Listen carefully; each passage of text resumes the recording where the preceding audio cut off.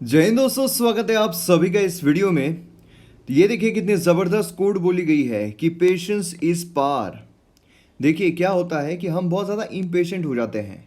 किसी भी एग्ज़ाम की अगर हम प्रिपरेशन कर रहे हैं तो 1 साल तक का वक्त लगता है, लेकिन अब तो कई साल हो जाते हैं। खैर, तो जो यूपीएससी है उसके लिए 1 साल का वक्त लगता है, और उस दौरान काफ़ी ऐसे इंसिडेंट्स होते हैं जहाँ पर हम खुद को मोटिवेट नहीं रख पाते हैं।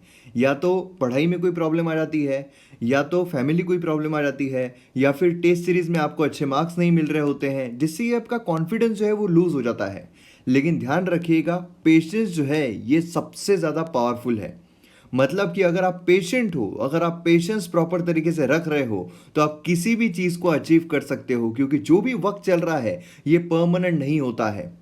अगर हम जो वक्त चल रहा है उसे परमानेंट समझकर उस पर रिएक्ट करना शुरू कर देंगे, तो फिर कभी हम आगे नहीं बढ़ पाएंगे और वो चीज़ कंटिन्यूटी में रहेगी।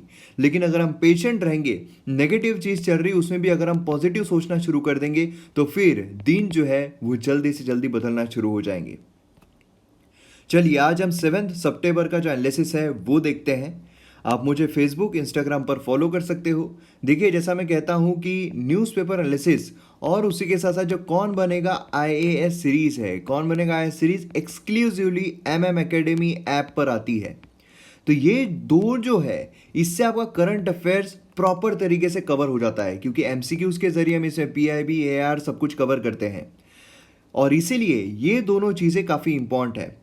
अब अगर आप एमएम एकेडमी फॉलो नहीं कर रहे हो, क्योंकि वहाँ पर वेरियस कोर्सेज भी चल रहे हैं, अगर वो आप फॉलो नहीं कर रहे हो, तो पीडीएफ जो है वो मैं टेलीग्राम पर भी शेयर कर देता हूँ। और इसकी भी जो पीडीएफ है काफ़ी ज़्यादा इंपॉर्टेंट है, आप इससे रिवाइज कर सकते हो, नोट्स बनाने की ज़रूरत नहीं पड़ेगी। तो इसलिए टेलीग्राम पर आप फॉलो ज़रूर कीजिए, जिससे कि आपको फ़ायदा मिलेगा। आइए मैप बेस्ड एक्सरसाइज देखते हैं। तो यहाँ पर ये जो प्लेस है, ये प्लेस आपको बताना है, और ये जो प्लेस है ये हीट हुई थी टाइफून से। तो देखिए, अलग अलग जगहों पर अलग अलग साइक्लोन्स के नाम होते हैं। अगर हम ये वाला रीजन देखें तो साइक्लोन बोला जाता है, ये वाला रीजन देखें तो हरिकेन कहा जाता है, ये वाला रीजन देखें तो टाइफून कहा जाता है। तो यहाँ पर टाइफून जो है, जो हिट हुआ था, तो ये प्लेस का नाम क्या है ये आपको बताना है। तो आप वीडियो को पॉज कीजिए, इसके रिगार्डिंग इन्फॉर्मेशन लिखिए और फिर वीडियो को रिज्यूम कीजिए। आइए यहाँ पर हम आइडियाज़ पेज और एडिटोरियल पेज पर आते हैं। अब देखिए, यहाँ पर ये वाला जो है सुप्रीम कोर्ट के बारे में बात कर रहा है। सुप्रीम कोर्ट के रिगार्डिंग काफ़ी डिटेल इन्फॉर्मेशन हम यहाँ पर देखेंगे, और उसी के साथ साथ एक्स्ट्रा इन्फॉर्मेशन मैं आपको यहाँ पर देने वाला हूँ। काफ़ी एक्स्ट्रा इन्फॉर्मेशन है जो आपको एग्जाम में फ़ायदा पहुँचाएगी। यहाँ पर के शेप्ड रिकवरी क्या है, देखिए यहाँ पर मैं शॉर्ट में आपको बताने वाला हूँ, क्योंकि एग्जाम पर्सपेक्टिव से देखा जाए तो अलग अलग जो रिकवरी होती है, वी बोलिए, यू बोलिए, जेड बोलिए, तो अलग अलग जो रिकवरी होती है उसके ग्राफ के साथ आपको के शेप्ड रिकवरी क्या है, क्या नया यहाँ पर इजाद किया गया है, तो ये हम यहाँ पर जानने की कोशिश करेंगे। ये वाला आर्टिकल हमारे एग्जाम पर्सपेक्टिव से इम्पोर्टेंट नहीं है। ये वाला न्यू टैक्स पैक्ट, अब देखिए बेसिकली क्या है कि हमारे यहाँ पर जो टैक्सेशन सिस्टम है इसमें थोड़ी प्रॉब्लम नज़र आ रही है। ये दो आर्टिकल जो है, ये दोनों आर्टिकल को अगर हम मर्ज भी कर ले, तो देखिए जीएसटी कंपेंसेशन जो है उसकी भी हमें बात देखने को मिल रही है। जीएसटी कंपेंसेशन जो सेंटर है वो क्या करती है, जो जीएसटी है वो कलेक्ट करती है। जीएसटी में हमें दो भाग देखने को मिलते हैं, सीजीएसटी एंड एसजीएसटी। अब अगर स्टेट के स्टेट में कोई ट्रांजैक्शन हो रहा है, फॉर एग्जाम्पल अगर आप कोई होटल में खाना खाने के लिए गए हो उसी राज्य में, तो फिर उसके बाद क्या होगा, वहाँ पर अगर 18% आपसे लिया जा रहा है तो वो डिस्ट्रीब्यूट किया जाएगा, 9% लिया जाएगा सीजीएसटी और 9% लिया जाएगा एसजीएसटी। अब इसमें जो 9% है वो किसको मिलेगा, सेंटर को मिलेगा, और जो 9% है ये किसको मिलेगा, स्टेट को मिलेगा। उसी के साथ साथ हमें इंटीग्रेटेड आईजीएसटी जो है वो भी देखने को मिलता है। अब इसमें क्या होता है, जब इंटरस्टेट ट्रेड हो रहा हो तो उसमें आईजीएसटी हमें देखने को मिलता है। ये किस तरीके से फंक्शन करता है, कैस्केड इफेक्ट किस तरीके से निकाला गया इससे, तो ये सारी चीज़ें मैंने आपको एग्जाम्पल के थ्रू पहले के लेक्चर में बताई हुई है, अगर आपको याद होगा तो। अब यहाँ पर जब हम बात करते हैं सीजीएसटी, आईजीएसटी और एसजीएसटी की, तो इसमें जो सरकार है, सेंट्रल गवर्नमेंट है, उन्होंने कहा था कि जो स्टेट को नुकसान हो रहा है उनको हम कंपेंसेशन प्रोवाइड करेंगे। लेकिन हुआ क्या, सेंटर ने जितना सोचा था उतना पैसा सेंटर के पास नहीं आ रहा है, इसलिए कंपेंसेशन देने में डिले हो रहा है। अब कंपेंसेशन देने में डिले हो रहा है तो स्टेट जो है उनको भी अपना एक्सपेंडिचर कट करना पड़ रहा है।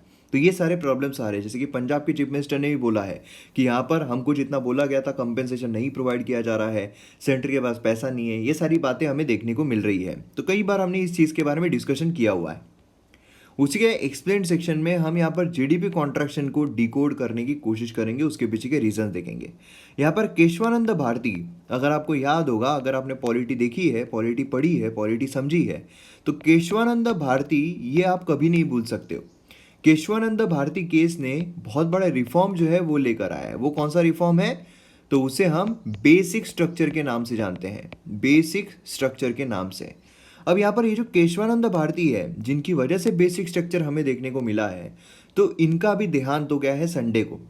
तो अब इसीलिए केशवानंद भारती से रिलेटेड जो भी केसेस रहे हैं काफ़ी इंपॉर्टेंट है, और किस तरीके से बेसिक स्ट्रक्चर का इजाद हुआ है ये भी हम शॉर्ट में इस वीडियो में समझने की कोशिश करेंगे।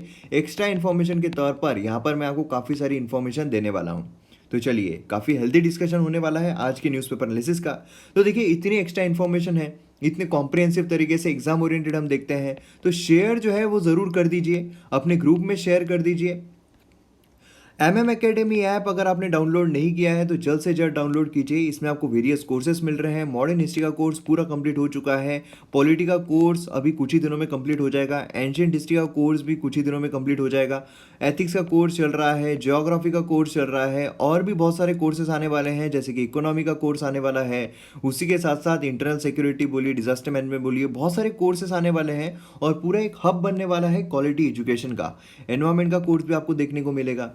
तो ये सारे कोर्सेस आने वाले हैं, तो जल्द से जल्द सब्सक्रिप्शन लीजिए, क्योंकि प्राइजेस जल्दी इंक्रीज होने वाले हैं, तो हेवी डिस्काउंट आपको वहाँ पर मिल रहा है। तो जल्द से जल्द सब्सक्रिप्शन लीजिए और वीडियोस को एंजॉय कीजिए। तो आइए, यहाँ पर पहले हम SC reading on basic structure, मतलब केशवानंद भारती जो है, इनका भी देहांत हुआ है, तो इन्हीं के बारे में हम यहाँ पर जानते हैं, और जो बेसिक स्ट्रक्चर है उसका इजाद कैसे हुआ है, बेसिक स्ट्रक्चर कैसे आया है, उसके बारे में हम समझने की कोशिश करते हैं। सब कुछ शुरू होता है फर्स्ट अमेंडमेंट एक्ट के थ्रू, मतलब यहाँ पर जो लैंड रिफॉर्म है उसमें चेंजेस लाए गए थे। सबसे पहले तो बेसिक स्ट्रक्चर डॉक्ट्रिन जो है उसमें इंटरप्रेट क्या क्या किया गया है। देखिए, फाइनल इंटरप्रिटेशन आया नहीं है, यहाँ पर डिफाइन नहीं किया गया है कि बेसिक स्ट्रक्चर क्या क्या है, कि भाई ये बेसिक स्ट्रक्चर है। बेसिक स्ट्रक्चर मतलब क्या? देखिए, हमारा शरीर जो है, हमारे शरीर का अगर बेसिक स्ट्रक्चर बोला जाए तो हम बोलेंगे हड्डियाँ है ना, मांस है, खून है, तो ये सारे बेसिक स्ट्रक्चर है। अगर इनमें से कोई भी चीज़ निकल गई तो हम जिंदा नहीं रह सकते हैं। उसी तरीके से हमारे कॉन्स्टिट्यूशन का भी बेसिक स्ट्रक्चर है, मतलब कि अगर वो हमारे कॉन्स्टिट्यूशन से निकाल दिया जाए तो कॉन्स्टिट्यूशन का अस्तित्व ही नहीं रहेगा।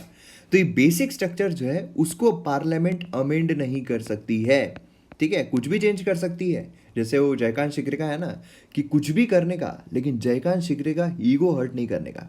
उसी तरीके से यहाँ पर भी कुछ भी करने का, कुछ भी चेंजेस करने के, लेकिन बेसिक स्ट्रक्चर को हार्म नहीं करने का, ये यहाँ पर हमें देखने को मिलता है। तो बेसिक स्ट्रक्चर डिफाइन नहीं किया गया है कि क्या है। कोर्ट बोलता है कि भैया एक काम करो पार्लियामेंट, तुम यहाँ पर चेंजेस करो और हम बताएंगे बेसिक स्ट्रक्चर है या नहीं है। तो नॉर्मली जो यहाँ पर इवोल्यूशन हुआ है, तो आज तक हमें कौन कौन से बेसिक स्ट्रक्चर के देखने को मिलते हैं डॉक्ट्रिन? तो सुप्रीमेसी ऑफ द कॉन्स्टिट्यूशन, हमारा कॉन्स्टिट्यूशन सुप्रीम है, पार्लियामेंट नहीं है। रूल ऑफ लॉ, उसी के साथ जुडिशरी जो है वो इंडिपेंडेंट है। Doctrine of separation of power, sovereign democratic Republic, और उसी के साथ साथ यहाँ पर पार्लियामेंट्री सिस्टम ऑफ गवर्नमेंट, मतलब यहाँ पर पार्लियामेंट्री सिस्टम जो है ये क्या है? Basic structure. Principle of free and fair election, welfare states. तो अगर यहाँ पर गवर्नमेंट जो है वो ऐसा कोई लॉ लेकर आती है कि यहाँ पर फ्री एंड फेयर इलेक्शन जो है वो नहीं रहेंगे, तो ये खारिज कर दिया जाएगा, क्योंकि बेसिक स्ट्रक्चर को हार्म करता है। तो आइए देखते हैं बेसिक स्ट्रक्चर इजाद कैसे हुआ है, रिफॉर्म कैसे हुआ है। तो यहाँ पर जब हम देखते हैं तो हमें देखने को मिलता है कि जो क्वेश्चन है, वेदर दी फंडामेंटल राइट अमेंड किया जा सकता है या नहीं किया जा सकता है पार्लियामेंट के द्वारा अंडर आर्टिकल 368, ये यहाँ पर शुरू हो गया था। अब देखिए, हमें आर्टिकल 13 यहाँ पर देखने को मिलता है। आर्टिकल 13 जो है वो बेसिकली क्या कहता है? वो कहता है कि यहाँ पर जो स्टेट है वो कोई भी law shall not make any law which takes away or abridge the rights conferred in this part, मतलब इन दिस पार्ट मतलब पार्ट 3 जो फंडामेंटल राइट है, ठीक है। अब यहाँ पर देखिए, अगर आपको एकदम आसान शब्दों में बताऊं तो बेसिकली बात क्या की जा रही है कि सेंटर जो है, स्टेट मतलब जो गवर्नमेंट है, वो कोई भी ऐसा लॉ नहीं लेकर आएगी जो कि पार्ट 3 में जो चीज़ें दी गई है, मतलब फंडामेंटल राइट जो है उसे छीना जाए, ठीक है, मतलब सरकार कोई भी लॉ नहीं ला सकती है जिससे कि फंडामेंटल राइट को छीन लिया जाए। अब यहाँ पर ये जो लॉ है ना, इससे पूरी कंट्रोवर्सी शुरू हुई, क्योंकि फर्स्ट अमेंडमेंट एक्ट है जिसके तहत जो प्रॉपर्टी का एक्ट है उसे एब्रोगेट कर दिया गया। फिर यहाँ पर चीज़ें जो है वो कोर्ट में चलती रही। अब यहाँ पर ये जो लॉ है, ध्यान दीजिएगा, ये जो लॉ है, ये लॉ कौन सा है, इस पर कंट्रोवर्सी शुरू हो गई। मतलब ये एक ऑर्डिनरी लॉ है, ये कॉन्स्टिट्यूशन अमेंडमेंट लॉ है। अगर ऑर्डिनरी लॉ है मतलब क्या है, नॉर्मली जो हम सिंपल मेजोरिटी से पास करते हैं। कॉन्स्टिट्यूशन अमेंडमेंट मतलब अगर हम संविधान में संशोधन कर रहे हैं, कौन सा लॉ है, तो पहले समझा गया कि भी ये ऑर्डिनरी ही लॉ है। कॉन्स्टिट्यूशन अमेंडमेंट लॉ जो है उसके तहत हम हमारी जो फंडामेंटल राइट है उसमें चेंजेस कर सकते हैं। फिर उसके बाद बोला गया कि नहीं, फंडामेंटल राइट जो है वो भी इसमें इंक्लूडेड है, मतलब आप कॉन्स्टिट्यूशन अमेंडमेंट करते हो तो भी फंडामेंटल राइट चेंज नहीं कर पाओगे। इस तरीके से कंट्रोवर्सी चलती रही, तो हमें अलग अलग केसेस जो है वो देखने को मिले। तो पहले शंकरी प्रसाद केस जो है 1951 का देखने को मिला। फर्स्ट अमेंडमेंट एक्ट जो कि यहाँ पर राइट टू प्रॉपर्टी जो है कर्टेल कर रहा था, उसे चैलेंज किया गया। शंकरी प्रसाद केस में सुप्रीम कोर्ट जो उसने क्या कहा कि पार्लियामेंट जो है वो अमेंड कर सकता है फंडामेंटल राइट को अंडर आर्टिकल 368। क्या कहा पहले कि पार्लियामेंट जो है वो अमेंड कर सकता है फंडामेंटल राइट को अंडर आर्टिकल 368। लॉ जो दिया गया है आर्टिकल 13 में, उसमें सिर्फ ऑर्डिनरी लॉ इंक्लूडेड है और कॉन्स्टिट्यूशन अमेंडमेंट लॉ इंक्लूडेड नहीं है। मतलब जो बोला गया है ना कि लॉ, कोई भी गवर्नमेंट लॉ नहीं ला सकती है जिससे कि फंडामेंटल राइट एब्रोगेट हो जाए। तो ये जो लॉ है सिर्फ ऑर्डिनरी लॉ है, मतलब गवर्नमेंट ने अगर ऑर्डिनरी लॉ लाई तो फंडामेंटल राइट नहीं छीन सकती है, लेकिन अगर कॉन्स्टिट्यूशन अमेंडमेंट लॉ लेकर आ गई तो फिर वो फंडामेंटल राइट छीन सकती है। ठीक है, ये हमें यहाँ पर देखने को मिला। अब यहाँ पर पार्लियामेंट जो है वो फंडामेंटल राइट ले सकती है अंडर आर्टिकल 368, ये हमें देखने को मिला। फिर आया गोलकनाथ केस 1967 में। उसके तहत जो सुप्रीम कोर्ट है उसने कहा कि फंडामेंटल राइट जो है ट्रांसेंडेंटल है और इम्यूटेबल है, मतलब यहाँ पर अमर है। पार्लियामेंट जो है वो अमेंड नहीं कर सकती है फंडामेंटल राइट को अंडर आर्टिकल 368। मतलब यहाँ पर क्या हुआ, लॉ जो दिया गया है अंडर आर्टिकल 13 वो कॉन्स्टिट्यूशन अमेंडमेंट लॉ को भी इंक्लूड करता है। मतलब जो बोला गया है कि लॉ नहीं बना सकते हैं फंडामेंटल राइट को छीनने के लिए, तो ये सिर्फ ऑर्डिनरी लॉ नहीं है, लेकिन ये कॉन्स्टिट्यूशन अमेंडमेंट लॉ भी है। कि मतलब सरकार ऑर्डिनरी लॉ भी नहीं ला सकती है फंडामेंटल राइट छीनने के लिए, या फिर कॉन्स्टिट्यूशन अमेंडमेंट लॉ भी नहीं ला सकती है फंडामेंटल राइट को छीनने के लिए। ठीक है, पार्लियामेंट जो है cannot take away any fundamental right under article 368। अब यहाँ पर गवर्नमेंट ने बोली कि आता माझी सटकली, इसलिए गवर्नमेंट ने क्या की, यहाँ पर गवर्नमेंट ने बोली आते लिए आली आता माझी बारी आली। उन्होंने आर्टिकल 13 को ही अमेंड कर दिया और आर्टिकल 368 को अमेंड कर दिया।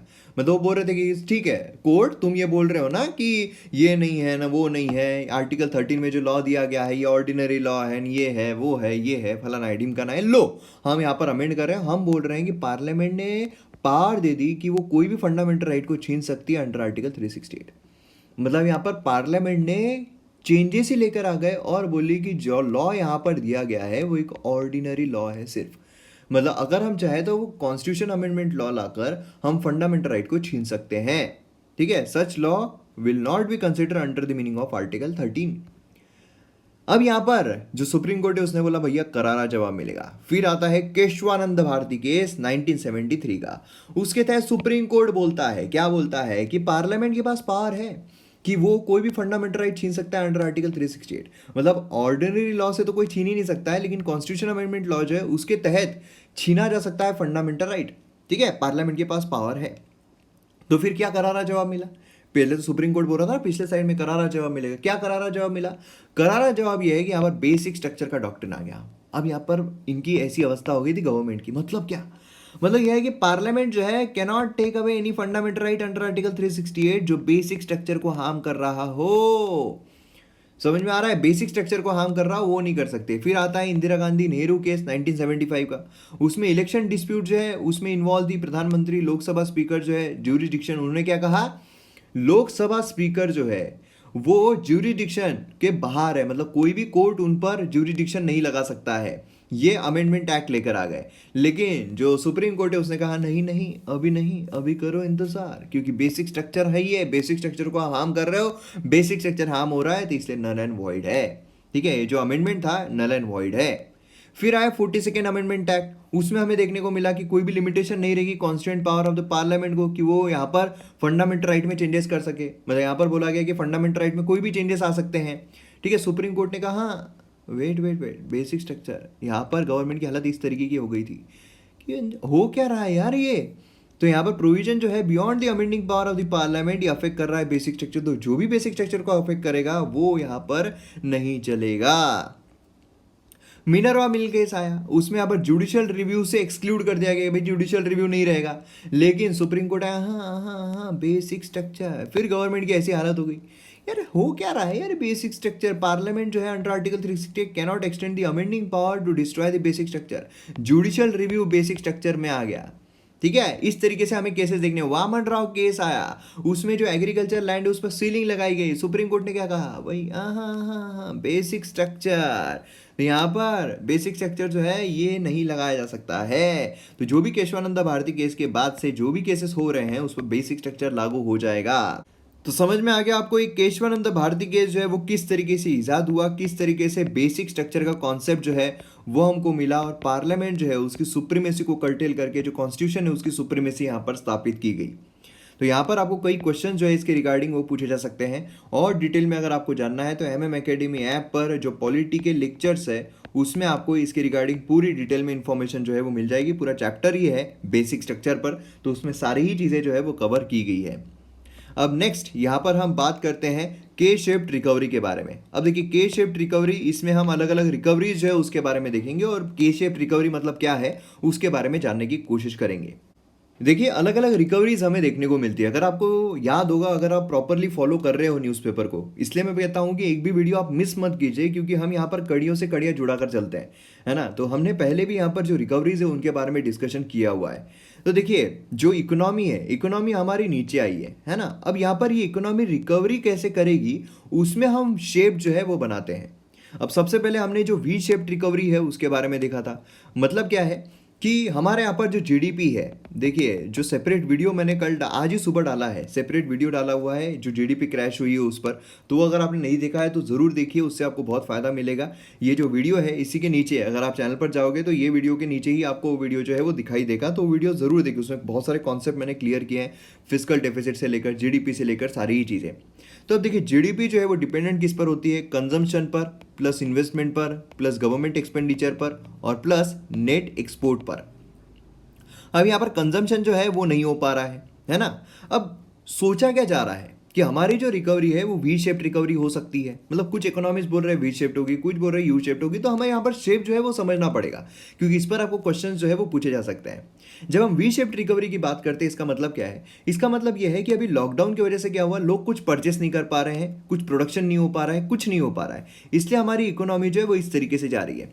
लेकिन जैसे ही लॉकडाउन जो है वो खुल जाएगा, जो प्रोडक्शन है वो हो जाएगा, सारी ही चीज़ें नॉर्मल हो जाएगी, तो फटाक से लोग जो है वो खरीदी करना शुरू करेंगे, इन्वेस्टमेंट आ जाएगा, सब कुछ हो जाएगा, और हमारी इकोनॉमी जो है उतनी ही तेज़ी से ऊपर आ जाएगी। तो इसे कहा जाता है वी शेप्ड रिकवरी।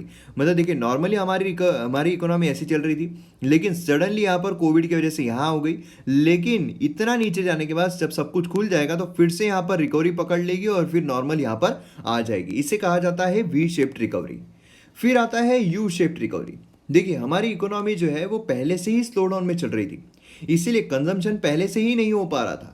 अभी लोग जो है, लोग कंज्यूम करने के बजाय, मतलब अभी जब सब कुछ खुल जाएगा उसके बाद भी लोग कंज्यूम नहीं करेंगे, लोग खरीदी नहीं करेंगे, रैदर लोग जो है वो सेविंग करके रखेंगे, क्योंकि अगर अनफोर्सिन कंडीशन आ जाए जहाँ पर उनको अगर कोविड हो जाए तो फिर पैसा जो है वो उनके पास चाहिए रहेगा, तो लोग ज़्यादा खरीदी नहीं करेंगे, सेविंग करके रखेंगे। और इसीलिए ऐसा बोला जा रहा है कि सीधी ऐसी वी शेप्ड रिकवरी हमें देखने को नहीं मिलेगी, हमें यू शेप्ड रिकवरी देखने को मिलेगी। मतलब कि हमारी नॉर्मल इकोनॉमी इस तरीके से चल रही थी, फिर यहाँ पर सडनली लॉकडाउन आ गया तो इस तरीके से इकोनॉमी हो गई, और फिर सडनली यहाँ पर इंक्रीज होने के बजाय यहाँ पर क्या होगा, कुछ टाइम हमें ऐसा देखने को मिलेगा, स्लैगी देखने को मिलेगा, और फिर उसके बाद हमें रिकवरी जो है वो देखने को मिलेगी, और फिर नॉर्मल रिकवरी आ जाएगी। इसे कहा जाता है यू शेप्ड रिकवरी। फिर उसके बाद हमें डब्ल्यू शेप्ड रिकवरी देखने को मिलती है। मतलब क्या है कि हमारी इकोनॉमी जो है वो नॉर्मली इस तरीके से चल रही थी, लेकिन सडनली लॉकडाउन आ गया तो हमारी इकोनॉमी जो है वो नीचे हो गई, और फिर जब यहाँ पर नीचे चली गई और लॉकडाउन जो है वो हटा दिया गया, तो लोग जो है वो फटाफट परचेस करने के पीछे लग गए, और फटाफट यहाँ पर परचेस करके हमारी रिकवरी जो है वो इस तरीके से हुई। लेकिन जब हम यहाँ पर ऊपर जा रहे थे, फिर यहाँ पर क्या हुआ, फिर से कुछ ऐसी चीज़ आ गई जिससे कि लोगों का कंजम्पशन जो है वो कम हो गया, इन्वेस्टमेंट कम हो गया, ये सारी चीज़ें हो गई। फिर यहाँ पर हमारी इकोनॉमी जो है वो नीचे आ गई, और फिर उसके बाद फिर से नीचे आने के बाद फिर से यहाँ पर रिकवरी जो है वो पकड़ ली, और फिर यहाँ पर नॉर्मल रिकवरी हमें देखने को मिली। इसे कहा जाता है डब्ल्यू शेप्ड रिकवरी। और फिर उसके बाद हमें एल शेप्ड रिकवरी देखने को मिलती है। एल शेप्ड रिकवरी मतलब क्या है कि यहाँ पर ऊपर आ ही नहीं रही है, मतलब एक डिप्रेशन का पैच जो है वो हमें यहाँ पर देखने को मिलता है। मतलब हमारी इकोनॉमी जो नॉर्मली चल रही थी, सडन यहाँ पर लॉकडाउन आ गया तो यहाँ पर इकोनॉमी नीचे हो गई। फिर उसके बाद फिर से इकोनॉमी जो है रिवाइव कर ही नहीं पाई और ये इसी तरीके से पैरेलल चल रही है और ये एक न्यू नॉर्मल जो है वो बन चुका है। ये क्या हो गया है, न्यू नॉर्मल बन चुका है। तो ये हमें एल शेप्ड रिकवरी जो है वो देखने को मिलती है। उसी के साथ साथ एक और आती है जो कि जेड शेप्ड रिकवरी। मतलब क्या है कि यहाँ पर हमारी इकोनॉमी जो है नॉर्मल चल रही थी, लेकिन यहाँ पर क्या हुआ, लॉकडाउन लगा दिया गया तो सडनली यहाँ पर लॉस हो गया। फिर उसके बाद लॉकडाउन हटा दिया गया तो एकदम से सडन राइज हमें देखने को मिला। मतलब लोग जो है वो फटाफट इतना परचेस कर लिया लोगों ने कि एकदम इकोनॉमी जो है वो हमारी जितनी नॉर्मल चल रही थी उससे ऊपर चली गई। और फिर उसके बाद यहाँ पहुँचने के बाद फिर से यहाँ पर नीचे आ गई और फिर नॉर्मल रिकवरी जो है वो होने लगी। ये कहा जाता है जेड शेप्ड रिकवरी। ठीक है, तो ये चीज़ आपको बहुत अच्छे तरीके से पता रहना ज़रूरी है। और नया जो हमें यहाँ पर देखने को मिल रहा है वो है के शेप्ड रिकवरी। के शेप्ड रिकवरी बेसिकली क्या है कि यहाँ पर एक नॉर्मल जो बेसलाइन चल रही थी, ठीक है, नॉर्मल बेसलाइन है। अब ये जो यहाँ से फाटे फूट रहे हैं, ये दो फाटे फूट रहे हैं। मतलब एक वो है जिन कंपनीज को बहुत ज़्यादा फायदा हो रहा है और एक वो है जिन लोगों को नुकसान हो रहा है। मतलब यहाँ पर हमें जो सर्विस सेक्टर जैसे कि एयरलाइन बोल दीजिए, ये सारी सर्विसेज बोल दीजिए, ये नॉर्मल लो इसमें जा रही है, नीचे जा रही है। और दूसरी जो है वो हायर इस पे जा रही है, जैसे कि यहाँ पर फोटो भी देख सकते हो आप, है ना। तो ये हो गया, मतलब यहाँ पर बेसिकली के शेप्ड रिकवरी में इनइक्वालिटी जो है वो हमें देखने को मिल रही है। ये हो गया के शेप्ड रिकवरी। ठीक है, तो के शेप्ड रिकवरी डिनोट क्या करती है, इनइक्वालिटी डिनोट करती है। ये चीज़ आपको बस इतनी ध्यान में रखनी है क्योंकि बहुत कम चांसेस है आपको एग्जाम में पूछे जाए। लेकिन यहाँ पर अगर के शेप्ड रिकवरी न्यूज़ में चल रही है, किससे रिलेटेड है, अगर आपको ऐसा पूछा जाए तो इनइक्वालिटी से रिलेटेड है। ये आपको ध्यान में रखना है। मतलब एक फाटा फूट रहा है जो बहुत ऊपर जा रहे हैं, इससे बहुत ही फायदा मिल रहा है, और एक फाटा फूट रहा है जो सीधे खड्डे में जा रहा है। ठीक है, इस तरीके से हमको यहाँ पर चीज़ें जो है वो देखने को मिल रही है। आइए नेक्स्ट इस पर आते हैं, डिफरेंट कोर्ट। अब यहाँ पर डिफरेंट कोर्ट, यहाँ पर क्वेश्चन अराइज हो रहा है। क्वेश्चन किसके बारे में अराइज हो रहा है, नेशनल जुडिशियल अपॉइंटमेंट कमीशन के बारे में। अब देखिए NJAC, अब ये जो है ये हमें 99th अमेंडमेंट एक्ट जो है ये यहाँ पर याद करना पड़ेगा इस आर्टिकल को देखने के लिए। 99 कॉन्स्टिट्यूशनल अमेंडमेंट एक्ट को, 99 कॉन्स्टिट्यूशनल अमेंडमेंट एक्ट अगर आपको याद होगा उसे खारिज कर दिया गया था, उसे इनवैलिड घोषित कर दिया गया था। तो अब यहाँ पर एग्जाम पर्सपेक्टिव से मैं आपको बहुत ज़्यादा एक्स्ट्रा इन्फॉर्मेशन जो है वो बताने वाला हूँ जो हमें आर्टिकल में भी देखने को नहीं मिल रही है। तो इसी बात पर शेयर जो है वो ज़रूर बनता है, तो शेयर की बटन ज़रूर दबा दीजिएगा, काफ़ी ज़्यादा सपोर्ट जो है वो मिलेगा। यहाँ पर हम बात करते हैं कॉन्स्टिट्यूशनल प्रोविजन। कॉन्स्टिट्यूशनल प्रोविजन जो रिलेटेड है अपॉइंटमेंट से, मतलब यहाँ पर बेसिकली किसके बारे में बात हो रही है, जो जुडिशियल अपॉइंटमेंट होती है ना, जो जजेस की अपॉइंटमेंट होती है उसके बारे में बात की जा रही है। देखिए हमारे यहाँ पर एग्जीक्यूटिव है, लेजिस्लेटिव है और जुडिशरी है। अब हमारे यहाँ पर जो जुडिशरी है वो इंडिपेंडेंट है ऑफ लेजिस्लेटिव एंड एग्जीक्यूटिव। मतलब यहाँ पर इंडिपेंडेंस जो है वो रहना चाहिए, तभी जाकर अच्छे तरीके से फंक्शन कर सकती है। अगर इंडिपेंडेंट नहीं है तो गवर्नमेंट का अगर हस्तक्षेप आता है तो फिर यहाँ पर अच्छा परफॉर्म कर पाएगी क्या, बिल्कुल नहीं कर पाएगी। ये प्रॉब्लम देखने को मिलेगा, है ना। अब यहाँ पर कैसा है कि जब हम इंडिपेंडेंट की बात कर रहे हैं तो अपॉइंटमेंट जो है वो भी उस तरीके से इंडिपेंडेंट रहना चाहिए जजेस की। अब यहाँ पर आर्टिकल 124 अगर हम देखते हैं, देखिए कुछ आर्टिकल्स हमें देखने हैं, आर्टिकल 124 एंड आर्टिकल 217, ये दो आर्टिकल्स इंपॉर्टेंट है। आर्टिकल 124 अगर हम देखते हैं तो बोलता है प्रेसिडेंट वो अपॉइंट करेंगे जजेस ऑफ सुप्रीम कोर्ट को। ठीक है, कौन अपॉइंट करेगा, तो प्रेसिडेंट जो है वो अपॉइंट करेंगे जजेस ऑफ सुप्रीम कोर्ट, लेकिन वो यहाँ पर कंसल्टेशन करेंगे विद द जजेस of the high courts and supreme courts, जैसा भी उनको नेसेसरी लगे।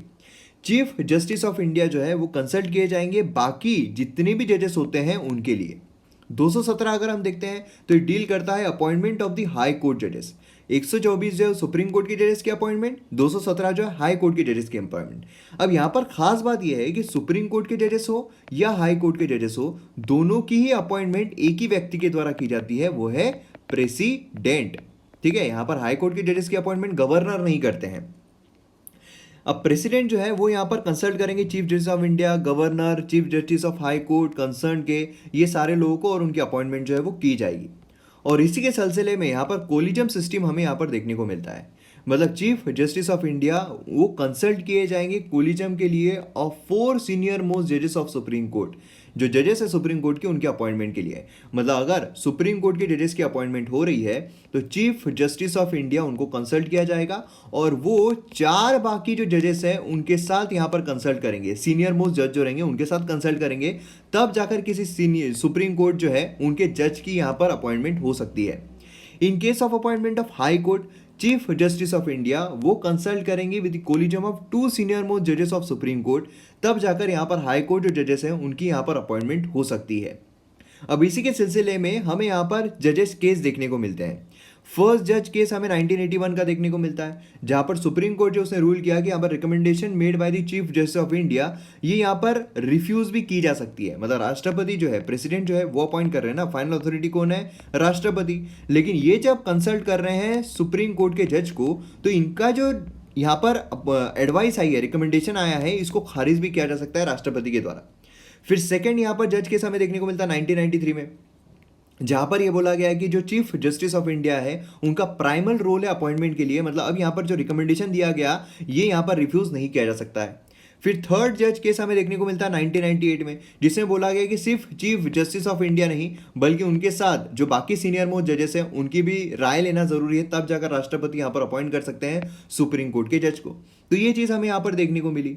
अब प्रॉब्लम यह है कि जो प्रेसिडेंट है, president act on the aid and advice of council of ministers, है ना। और उसी के साथ साथ यहाँ पर क्या है कि कोलिजम सिस्टम जो है कि यहाँ पर चीफ जस्टिस ऑफ इंडिया ने किसको रिकमेंड किया है, हो सकता है कि इनके रिलेटिव हो सकता है कि इनके पसंद वाले हो सकता है कि ये मतलब उनके जो चाहने वाले हो वही हो, है ना। तो यहाँ पर ये सारी ट्रांसपेरेंसी नहीं है। तो ट्रांसपेरेंसी लाने के लिए क्या किया गया था कि कुछ यहाँ पर चेंजेस लाए गए थे और उसी के सिलसिले में 99th अमेंडमेंट एक्ट जो है वो भी लाया गया था। अब यहाँ पर जो कोलिजम सिस्टम है जजेस का, उसमें कुछ प्रॉब्लम्स चल रहे हैं। देखिए मेंस पर्सपेक्टिव से कितनी इंपॉर्टेंट चीज़ है ना। मेंस पर्सपेक्टिव से आपको यहाँ पर जो चीज़ें हैं वो मिल रही है, यही चीज़ आपको यहाँ पर लिखनी पड़ेगी। सारी जो भी मैं आपको यहाँ पर बता रहा हूँ मेंस पर्सपेक्टिव से बहुत इंपॉर्टेंट है। इसलिए मैं बोलता हूँ कि जो पीडीएफ है ये बहुत अच्छी तरीके से आप रिवाइज जरूर कीजिए, टेलीग्राम पर इसके लिए फॉलो जरूर कीजिए, और MM एकेडमी ऐप से रिलेटेड जो भी अपडेट्स आते हैं उसके लिए आप इंस्टाग्राम पर फॉलो जरूर कीजिए, उस पर आपको जो भी अपडेट्स है वो मिल जाते हैं। अब यहाँ पर आप देख सकते हो कि जो क्राइटेरिया है वो जो है मतलब यहाँ पर ओपेकनेस हमें देखने को मिलती है। मतलब बिगेस्ट प्रॉब्लम क्या है कोलिजम सिस्टम का, कंप्लीटली ओपेक है। मतलब यहाँ पर क्या राय दी गई है, क्या कुछ दिया गया है, कुछ भी नहीं है, ट्रांसपेरेंसी नहीं है, तो यहाँ पर मिसयूज हो सकता है। दूसरा है नेपोटिज्म। नेपोटिज्म आप बहुत सुन रहे होंगे आजकल के टाइम पर, इसलिए आपको पता ही होगा कि मतलब वंशवाद टाइप का हमें देखने को मिलता है ना, पेट्रोनाइज किया गया है। मतलब यहाँ पर जो रिलेशन में है वेल विशर्स है उन्हीं को यहाँ पर लिया जाता है, जो सीनियर एडवोकेट है ना वही सब यहाँ पर लिए जाते हैं, अंकल आंटी बोल लीजिए। और उसी का परमानेंट कमीशन जो है वो यहाँ पर हमें देखने को नहीं मिल रहा है, एक परमानेंट सोल्यूशन यहाँ पर देखने को नहीं मिल रहा है, जिसमें इनएफिशिएंसी हमें देखने को मिल रही है। ठीक है, तो ये 3 प्रॉब्लम्स चल रहे हैं। इसी के सिलसिले में यहाँ पर हमें नेशनल जुडिशियल अपॉइंटमेंट कमीशन देखने को मिला। मतलब जो 99th कॉन्स्टिट्यूशनल अमेंडमेंट एक्ट जो है वो यहाँ पर लाया गया, और यहाँ पर जब एक्ट लाया गया तो ये स्टेट्स को भी हैम्पर कर रहा था, है ना, फेडरल सिस्टम को हैम्पर कर रहा था। और इसी के चलते यहाँ पर पार्लियामेंट जो है, amendment was pass by the parliament as वो रेक्टिफाइड बाय 20 स्टेट्स। जो स्टेट्स है हाफ ऑफ द स्टेट का रेटिफिकेशन चाहिए होता है, तो यहाँ पर 20 स्टेट्स जो है उन्होंने यहाँ पर रेटिफाई भी कर दिया था। उस टाइम पर हमारे पास 29 स्टेट्स थे, तो 29 28 भी पकड़े तो यहाँ पर 14 15 स्टेट्स जो है उनका रेटिफिकेशन चाहिए था, तो यहाँ पर 20 स्टेट जो उन्होंने रेटिफाई भी कर दिया था। ठीक है, अब इसके तहत 99 कॉन्स्टिट्यूशन अमेंडमेंट बिल जो है मतलब स्पेशल मेजोरिटी से पास हुआ होगा, है ना। इसके तहत यहाँ पर कमीशन जो है उसका गठन किया जा रहा था, एक इंडिपेंडेंट कमीशन जो अपॉइंट की जाएगी, जिससे कि जो ट्रांसफर है जजेस ऑफ हाई कोर्ट और जो सुप्रीम कोर्ट के जजेस हैं उनकी अपॉइंटमेंट यहाँ पर वो सब कुछ देखेगा। अब इसमें 3 सीनियर जजेस रहेंगे, 2 एमिनेंट आउटसाइडर्स रहेंगे और लॉ मिनिस्टर्स रहेंगे। अब इसमें प्रधानमंत्री, उसी के साथ साथ जो अपोजिशन लीडर है वो भी इसमें इंक्लूडेड थे। ठीक है, और यहीं से प्रॉब्लम जो है वो शुरू हो गया। अब यहाँ पर ये नोटिफाई किया जाए उससे पहले ही सुप्रीम कोर्ट में चैलेंज कर दिया गया, और सुप्रीम कोर्ट ने इसे नल एंड वॉइड घोषित कर दिया। उन्होंने बोला कि भैया ये नहीं कर सकते हो। अब यहाँ पर सुप्रीम कोर्ट ने क्यों स्ट्रक डाउन किया NGAC को, उसके पीछे का लॉजिक क्या था? उसने बोला कि यहाँ पर एडिक्वेट रिप्रेजेंटेशन जो है जुडिशियल कंपोनेंट का वो नहीं हो पा रहा है। मतलब कि यहाँ पर क्या है, constitution are insufficient to preserve the primacy of the judiciary. यहाँ पर सिलेक्शन कमेटी जो है उसमें आप प्राइम मिनिस्टर ला रहे हो, उसमें आप अपोजिशन लीडर ला रहे हो, उसमें आप ये सब कुछ लोग ला रहे हो। मतलब क्या है, जो इंडिपेंडेंसी है जुडिशरी की वो यहाँ पर हैम्पर हो रही है। जो जुडिशरी है वो इंडिपेंडेंट रहना चाहिए of the executive and legislative, है ना। तो ये यहाँ पर नहीं हो पाएगा, इसलिए नल एंड वॉइड घोषित कर दिया गया। आर्टिकल 124A अगर हम देखते हैं sub clause 1, ultra vires the provision of the constitution, इसमें जो union minister incharge of law and justice वो एक्स ऑफिशियो मेंबर रहेंगे एनजीएसी के, और ये यहाँ पर प्रॉब्लमेटिक हो सकता है। और यहाँ पर 2 इमिनेंट पर्सन जो as a member of was held ultra vires the provision of the constitution, ठीक है। ये भी यहाँ पर क्लॉज जो है वो खारिज कर दिया गया। सेपरेशन ऑफ पावर जो है ये यहाँ पर इसके वजह से खारिज कर दिया गया, इसलिए ये चीज़ जो है यहाँ पर नहीं ली गई। अब देखिए बहुत इंपॉर्टेंट है हमारे यहाँ पर कि जो सुप्रीम कोर्ट है उसमें जो भी यहाँ पर अपॉइंटमेंट की जाती है उसमें प्रॉपर चेंजेस लाना, प्रॉपर तरीके से सारी चीज़ों को देखना बहुत ज़्यादा ज़रूरी है, नहीं तो प्रॉब्लम जो है बहुत ज़्यादा फेस किए जा रहे हैं। यहाँ पर देखिए जो बाद में चीज़ें होती है, मतलब यहाँ पर क्या है, रिटायरमेंट के बाद जो यहाँ पर अपॉइंटमेंट्स होती है जजेस की, इससे बहुत ज़्यादा उसकी इंडिपेंडेंसी जो है हैम्पर हो रही है। और अभी जो हाल ही में कंटेम्प्ट ऑफ कोर्ट का हमें किस्सा देखने को मिला है प्रशांत भूषण का, जहाँ पर 1 रुपये फाइन उनको दी गई है, तो ये भी प्रॉब्लम्स क्रिएट कर रहे हैं, है ना। तो ये सारी चीज़ें हमें यहाँ पर देखना बहुत ज़रूरी है, और इसीलिए रिफॉर्म जो है जुडिशरी में ये भी लाना बहुत ज़रूरी है, जिससे कि उसकी इंडिपेंडेंसी जो है ये बरकरार रहे। अरुण जेटली साहब जो है उन्होंने एक बार कहा था हाउस में कि जो जजेस है सुप्रीम कोर्ट के, ठीक है, जो भी जजेस है उनको जो लास्ट ड्रॉन सैलरी उन्होंने ली है वही पेंशन के रूप में दीजिए। लेकिन यहाँ पर जो उनको अपॉइंटमेंट दी जा रही है रिटायरमेंट के बाद, ये हैम्पर कर रही है इंडिपेंडेंट ऑफ द जुडिशरी, और ये चीज़ हमें देखने को मिल रही है। कूलिंग ऑफ पीरियड एटलीस्ट रहना चाहिए। कूलिंग ऑफ पीरियड क्या होता है कि एक बार आप रिटायर हो गए उसके बाद 3 साल का कूलिंग ऑफ पीरियड है, तो 3 साल तक आप कोई भी एक्सेप्ट नहीं कर सकते हो जॉब। ये भी चीज़ हमें यहाँ पर देखने को मिलती है। तो समझ में आएगा पूरा किस्सा, ये एक्स्ट्रा इन्फॉर्मेशन है, शेयर जरूर कर दीजिएगा। नेक्स्ट यहाँ पर आता है डिकोडिंग जीडीपी कॉन्ट्रैक्शन। जीडीपी जो है उसमें हमें कॉन्ट्रैक्शन देखने को मिल रहा है। अब यहाँ पर कैसे हम पढ़ सकते हैं इसको, first quarter of GDP data जो है कॉन्ट्रैक्ट हुआ है 23.9% से। यही चीज़ मैंने जो इकोनॉमी का लेक्चर है, मतलब यहाँ पर जो मैंने एक सेपरेट वीडियो लेकर आया हूँ उसमें मैंने आपको एक्सप्लेन किया है, तो वो अगर आपने वीडियो नहीं देखा है तो ज़रूर देखिए, उससे आपको बहुत फ़ायदा मिलेगा। अब यहाँ पर जीडीपी की जब हम बात करते हैं तो एक्सपेंडिचर जो है वो यहाँ पर स्प्लिट हो गया है गवर्नमेंट एक्सपेंडिचर का। Private consumption was down by the quarter, investment जो है नियरली हाफ हो चुकी है। देखिए जैसे मैं आपको हमेशा बोलता हूँ कि जीडीपी जो है किस पर होती है, कंजम्पशन पर होती है, इन्वेस्टमेंट पर होती है, गवर्नमेंट एक्सपेंडिचर पर होती है, और एक्सपोर्ट पर होती है। अब यहाँ पर कंजम्पशन जो है वो हो पा रहा है क्या, नहीं हो पा रहा है। क्यों नहीं हो पा रहा है, लोगों के हाथ में पैसा नहीं है, परचेसिंग पावर उनकी नहीं है। इन्वेस्टमेंट जो है वो आ रहा है क्या, नहीं आ रहा है। क्यों, क्योंकि लोगों को फ़ायदा ही नहीं मिल रहा है, तो इन्वेस्टमेंट कहाँ से आएगा। गवर्नमेंट एक्सपेंडिचर नहीं हो पा रहा है क्योंकि जो इनकम टैक्स है वो नहीं आ पा रहा है, जो इनडायरेक्ट टैक्सेस है वो नहीं आ पा रहे हैं, और एक्सपोर्ट जो है वो तो ठीक ठाक, वो मतलब अपना अलग ही सन्ना रहा है। अब यहाँ पर अगर आप देखोगे तो स्टेडी रिकवरी जो है growth rate till the end of the year, full year में हमें डिक्लाइन जो है वो देखने को मिल रही है अबाउट 10%, है ना। यहाँ पर 20 लाख करोड़ जो है उसका लॉस हमें देखने को मिला है। और यहाँ पर क्या होता है, सरकार के पास जो भी पैसा आ रहा है और सरकार खर्च करती है, सरकार के पास अगर 100 रुपये आ रहे हैं, सरकार खर्च कर रही है 200 रुपये, तो यहाँ पर 100 रुपये जो है वो सरकार को उधार लेने पड़ेंगे। ये हम कहते हैं फिस्कल डेफिसिट। अब यहाँ पर क्या हुआ है कि गवर्नमेंट के पास पैसा जो आ रहा था, भले वो जीएसटी बोलिए, भले वो इनडायरेक्ट टैक्स बोलिए, भले वो इनकम टैक्स बोलिए, भले वो कॉर्पोरेट टैक्स बोलिए, सब में ही कटौती यहाँ पर देखने को मिली है क्योंकि इकोनॉमी परफॉर्म ही नहीं कर रही है।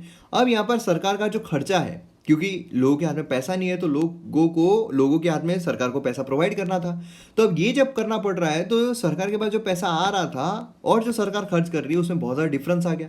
सरकार के पास कम पैसा आ रहा है, सरकार को ज़्यादा पैसा खर्च करना पड़ रहा है। इसकी वजह से यहाँ पर क्या हो रहा है कि यहाँ पर फिस्कल डेफिसिट, उधार ज़्यादा लेना पड़ रहा है, फिस्कल डेफिसिट सडनली राइज हो गया है। तो जितना एक्सपेक्ट किया गया था 7.92 लाख करोड़, 95 लाख करोड़ जो इतना एक्सपेक्ट किया गया था, और एक्चुअल में 8.12 लाख करोड़ के ऊपर यहाँ पर खर्च ऑलरेडी हो चुका है, मतलब 103% फिस्कल डेफिसिट ऑलरेडी बढ़ चुका है, ठीक है। तो ये चीज़ हमें यहाँ पर देखने को मिल रही है। अब यहाँ पर किस तरीके से होना चाहिए, जो चीज़ें हैं वो किस तरीके से होना चाहिए। More than 40% of our GDP जो है वो इनफॉर्मल सेक्टर में, मतलब आप सोचिए कि यहाँ पर जो हमें देखने को मिल रहा है 23.9%, ये तो फॉर्मल इसका हमें देखने को मिल रहा है। बहुत सारी हमारी मोर देन 40% जो जीडीपी है इनफॉर्मल इसमें है, मतलब उनका डाटा जो है वही अवेलेबल नहीं है कि वो कितना नुकसान में गए, उनका क्या नुकसान हुआ है वो पता ही नहीं चल रहा है ना। इसलिए यहाँ पर बोल सकते हैं हम कि ये भी जो सेक्टर्स है ये काफ़ी ज़्यादा मतलब प्रॉपर तरीके से कैलकुलेट नहीं किए गए हैं। अब यहाँ पर जीडीपी प्रोजेक्शन अगर हम देखते हैं तो ये भी कॉन्ट्रैक्शन की तरफ हमें देखने को मिल रहा है ना। मतलब यहाँ पर आप देखो तो जो होटल इंडस्ट्री है वो बंद पड़ी है, जो ट्रांसपोर्टेशन इंडस्ट्री है वो बंद पड़ी है, सब कुछ यहाँ पर बंद पड़ा हुआ है। और उसी के साथ साथ जो हाउस है वो यहाँ पर कंज्यूम कम कर रहे हैं। जो भी है वो सेव करके रख रहे हैं। सेव करके क्यों रख रहे हैं कि यहाँ पर अगर उनके पास पैसा आ भी गया तो क्या वो खर्च कर पा रहे हैं? नहीं, क्योंकि उनको पता है कि भैया कोरोना हो गया तो 1 लाख रुपए का बिल जो है वो ठप देगा वो जो हॉस्पिटल वाला है ना। तो यहाँ पर यही चीज़ हमें देखने को मिल रही है। Nearly fifth of the milk is consume out of the house. Effectively weak economy जो है वो हमें लास्ट फ्यू मंथ से देखने को मिल रही है। ऐसा नहीं है कि कोरोना वायरस आने की वजह से हुआ। इसलिए मैं बोल रहा हूँ कि वो वीडियो जो है वो वीडियो आप ज़रूर देखिए, उससे आपको बहुत ज़्यादा फायदा जो है वो मिलेगा, है ना। हमारी इकोनॉमी पहले से ही वीक चल रही थी। अब यहाँ पर CPI-W पे इन्फ्लेशन रेट जो है वो यहाँ पर डाइवर्जेंट ट्रेंड यहाँ पर बता रहा है। और उसी के साथ साथ यहाँ पर अगर हम देखेंगे तो लॉन्ग फेज स्टैगफ्लेशन की तरफ जा रहे हैं क्या। अब यहाँ पर एक और नया कॉन्सेप्ट आ गया है, स्टैगफ्लेशन। स्टैगफ्लेशन मतलब क्या है? तो देखिए, हमारी इकोनॉमिक ग्रोथ जब अच्छी होती है, हमारी इकोनॉमिक ग्रोथ अगर अच्छी हो रही है, इसका मतलब क्या है? लोगों के हाथों में पैसा जा रहा है ना। लोगों के हाथों में पैसा जा रहा है मतलब लोगों के पास ज़्यादा पैसा आ रहा है। लोगों के पास ज़्यादा पैसा आएगा तो लोग खरीदी करेंगे या नहीं करेंगे? बिल्कुल करेंगे। खरीदी क्यों नहीं करेंगे? तो लोग यहाँ पर खरीदी करने के लिए जा रहे हैं। तो यहाँ पर क्या किया लोगों ने? खरीदी कर दी। अब लोग खरीदी कर रहे हैं तो डिमांड बढ़ रही है, मतलब इन्फ्लेशन बढ़ेगा या कम होगा? इन्फ्लेशन बढ़ेगा। अब उल्टा करिए, यहाँ पर जो GDP है मतलब ग्रोथ जो है वो अगर नेगेटिव में जा रही है, मतलब नीचे जा रही है, तो लोगों के हाथ में पैसा आ रहा है क्या? नहीं, इसका मतलब लोगों के हाथ में पैसा नहीं आ रहा है। और जो लोग हैं अगर पैसे खरीदी करेंगे क्या? नहीं करेंगे। खरीदी नहीं करेंगे तो इन्फ्लेशन बढ़ेगा क्या? नहीं बढ़ेगा, है ना। तो मतलब ये जो है ये ट्रेंड नॉर्मली चलता है और इसे कॉप अप करना भी आसान हो जाता है। मतलब कि अगर ग्रोथ बहुत हाई चल रही है तो जो मतलब पैसा है, टैक्सेस है, वो बढ़ा दो, जिससे कि क्या होगा कि यहाँ पर जो कंजम्पशन है नहीं करेंगे लोग और फिर इन्फ्लेशन कम हो जाएगा। और अगर GDP ग्रोथ नीचे जा रही है तो फिर यहाँ पर कम कर दो एकदम टैक्सेस, रेपो रेट कम कर दो, जिससे कि क्या होगा कि लोग ज़्यादा खरीदी करेंगे, इन्फ्लेशन जो है वो अच्छा खासा चलता रहेगा। लेकिन प्रॉब्लम क्या चल रही है? हमारी ग्रोथ तो नीचे चल रही है, लेकिन यहाँ पर ग्रोथ नीचे चल रही है लेकिन इन्फ्लेशन जो है वो ऊपर चल रहा है। ऐसा क्यों हो रहा है? क्योंकि देखिए फूड इन्फ्लेशन खासकर बहुत ज़्यादा बढ़ चुका है ना। तो लोगों को ज़्यादा अनाज चाहिए, पैनिक बाइंग, ये सब कुछ हो रहा है। तो ये हम कहते हैं स्टैगफ्लेशन। जब यहाँ पर ग्रोथ जो है वो नीचे जा रही हो लेकिन इन्फ्लेशन आगे जा रहा हो, मतलब करे तो करे क्या, बोले तो बोले क्या, वाह मोदी जी वाह, ऐसा सिचुएशन हो जाती है ना। क्योंकि यहाँ पर अगर रेपो रेट कम कर दिए जाए तो इन्फ्लेशन बढ़ जाएगा। इन्फ्लेशन हमको बढ़ाना नहीं है, लेकिन अगर रेपो रेट बढ़ा दिए जाए तो ग्रोथ कम हो जाएगी और ग्रोथ ऑलरेडी कम चल रही है, ग्रोथ भी बढ़ाना है। तो ये प्रॉब्लम यहाँ पर शुरू हो जाता है। तो ये बहुत बुरा होता है स्टैगफ्लेशन। इसमें मोस्टली क्या करना पड़ता है? प्रोडक्शन जो है उसको बहुत ज़्यादा इंक्रीज कर देना पड़ता है, जिससे कि सप्लाई इंक्रीज हो जाए, इन्फ्लेशन यहाँ पर नीचे आ जाए, ठीक है। अब यहाँ पर वेटेड मार्केट प्राइस राइस अगर हम देखते हैं, CPI नियरली 10 टाइम्स वेट है PDS राइस का। अब यहाँ पर बेसिकली हो क्या रहा है कि जो राइस है, जो खाना है, जो फूड है, वो मोस्टली सरकार की तरफ से, गवर्नमेंट की तरफ से फ्री राशन दिया जा रहा है। इसलिए यहाँ पर कैलकुलेट करना इन्फ्लेशन में ये काफ़ी मुश्किल है।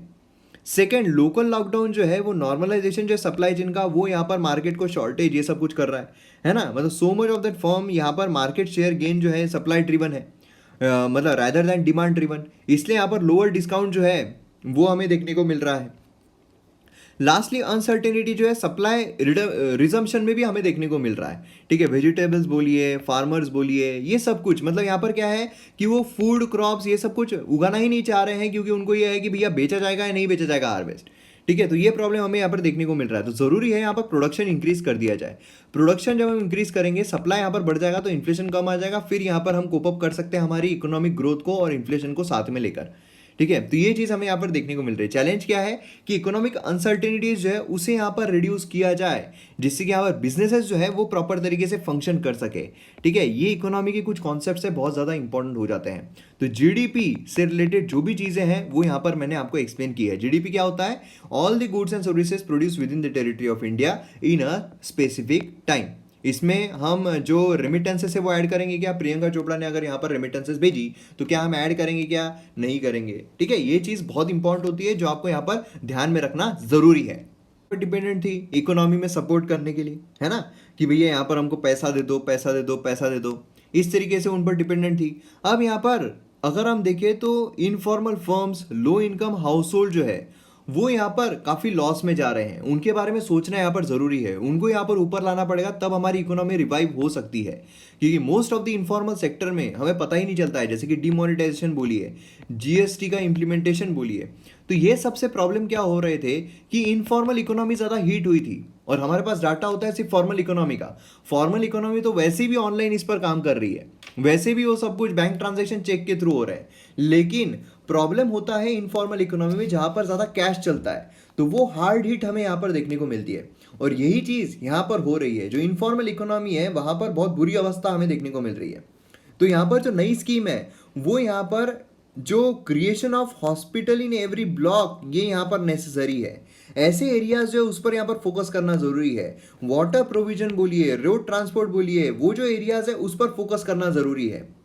अब यहाँ पर स्टेट जो है वो किस तरीके से ग्रोथ दे सकते हैं। स्टेट गवर्नमेंट, उनको फिस्कल स्ट्रेस है, उनको जीएसटी, जैसा मैंने आपको पहले भी कहा है ना, स्टार्टिंग में मैंने आपको बताया जीएसटी जो है उसका कंपेंसेशन स्टेट्स को प्रोवाइड करना था, कंपेंसेशन प्रोवाइड नहीं हो पा रहा है। कंपेंसेशन प्रोवाइड नहीं हो पा रहा है तो उनका एक्सपेंडिचर कट हो रहा है, एक्सपेंडिचर कट हो रहा है तो बट ऑब्वियस कि उनका फिस्कल स्ट्रेस आ रहा है, उनको ज़्यादा जो उधार है वो लेना पड़ रहा है।